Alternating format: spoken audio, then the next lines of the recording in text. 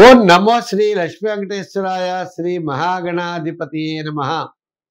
నారాయణం చ నమస్కృత్య నరం చైవ నరోత్తమం దేవీం సరస్వతీం చైవ తతో జయ ముదీరయేత్.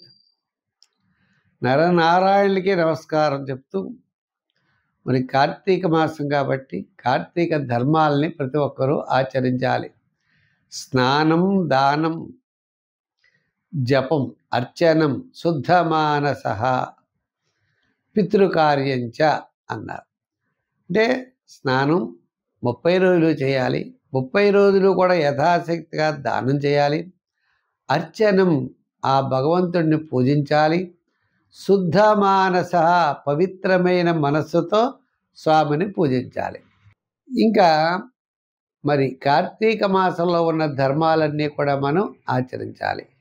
కృత్తికా నక్షత్రం పౌర్ణమి యందు కలిగిన మాసం కాబట్టి ఇది కార్తీక మాసము అన్నారు. చేత ఆ నరనారాయణులకి నమస్కారం చేస్తూ మనం ఈ వారం రాశి ఫలాలు ప్రారంభిద్దాం. మేషరాశి.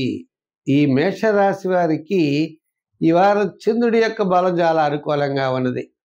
నవమ, దశమ, ఏకాదశ స్థాన సంచారం అవడం వల్ల వార ప్రారంభంలో ప్రయాణాదులు, వార మధ్యలో కార్యజయం, వారాంతం అన్నింటా విజయం తప్పనిసరిగా మనం సాధించగలుగుతాం.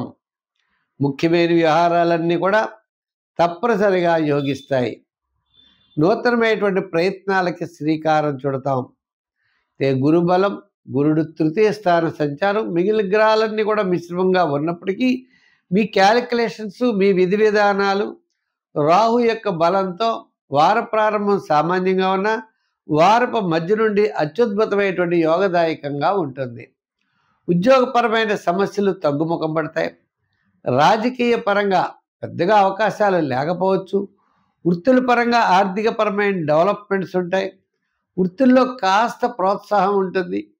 వ్యాపారాత్మకమైన ఆర్థిక లావాదేవీలు కూడా బుధవారం నుండి శనివారం వరకు అత్యద్భుతంగా జరుగుతాయి.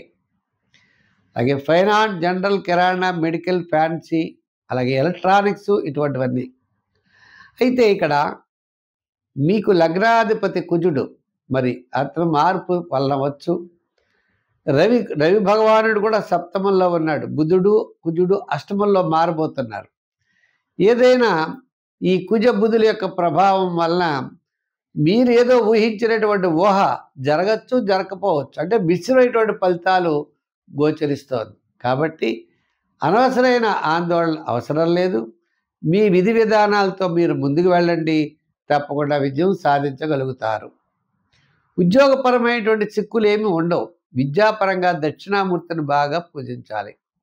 ఉద్యోగపరమైన అభివృద్ధికి సూర్య భగవానుడిని ఆరాధించాలి.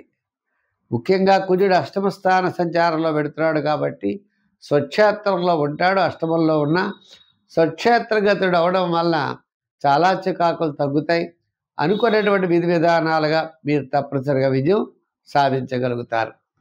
ఇంకొక ముఖ్యమైన విషయం, సంఖ్యల్లో 7, రంగుల్లో ఎరుపు. ఆరాధనలో సుబ్రహ్మణ్య స్వామి ఆరాధన చేయండి. మంచి ఫలితాలు ఈ వారం మీకు లభిస్తాయి.